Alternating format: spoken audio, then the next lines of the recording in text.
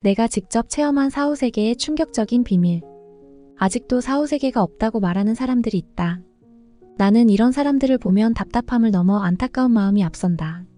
사후세계가 없다고 말하는 건 눈에 보이지 않는 공기가 존재하지 않는다고 말하는 것과 다름없다. 우리는 공기가 없는 곳에서는 살 수 없다. 그렇다면 눈에 보이지는 않아도 공기가 존재한다는 뜻이다. 마찬가지로 이번 생이 있으면 다음 생이 있고 그 다음 생이 있게 마련이다. 이를 불교 용어로 윤회라고 일컫는다. 모든 사람은 이번 생을 마치고 나면 본향인 사후세계로 넘어간다. 사후세계에서 얼마간의 시간을 보낸 후 환생할 준비가 되면 인간의 몸을 택해 태어나는 것이다. 사후세계를 부정하는 사람은 절대 이번 생을 제대로 살 수 없다. 죽으면 끝인데 뭐 이런 논리를 펼치며 함부로 살게 된다. 이번 생에 주어진 영혼의 목적이니 영혼의 성장이니 하는 것들은 알지조차 못한다. 그러니 개돼지처럼 배불리 먹고 사는 데만 집중하는 것이다. 나는 지금까지 수차례 사후세계를 체험했다. 사후세계를 체험했다는 사람들 대부분은 교통사고나 불치병에 걸려 죽음을 앞두기 직전에 임사체험을 한 사람들이다. 이외에 잠자는 중에 사후세계를 경험하기도 한다. 4년 전쯤으로 기억한다. 나는 잠자는 중에 죽은 사람들이 저승으로 넘어가기 전 통과해야 하는 세계를 다녀왔다. 꿈속에서 본 죽은 사람들의 무표정한 얼굴과 건물들, 음울한 분위기 등이 아직도 생생하게 기억난다.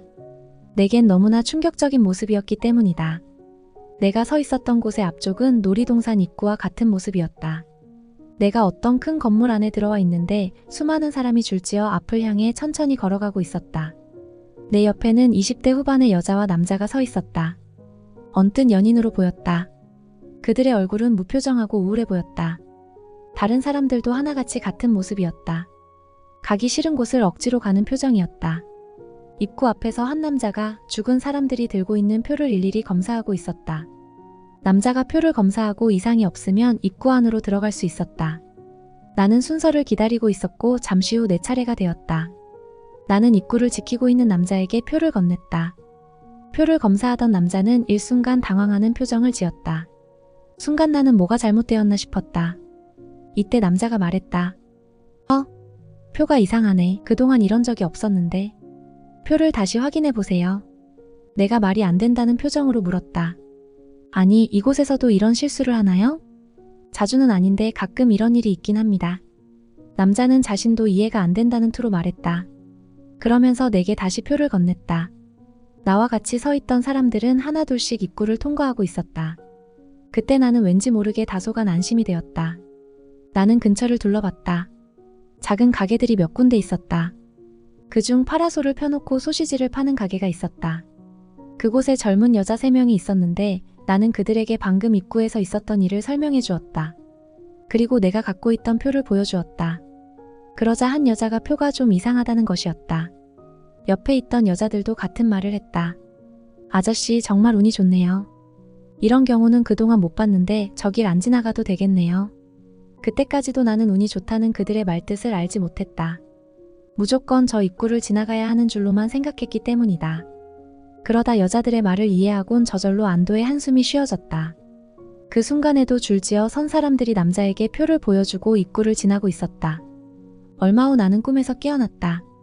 꿈꾸고 있던 당시 나는 내가 직접 보고 온 그곳이 죽은 지 얼마 안 되는 영혼들이 이승에서 사후세계로 건너가는 입구 앞이었다는 걸 알지 못했다.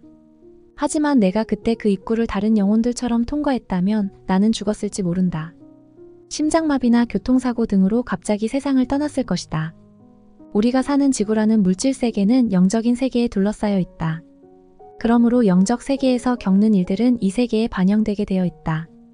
나는 그동안 여러 번 사후세계를 체험했다. 사후세계가 반드시 존재한다고 믿는다.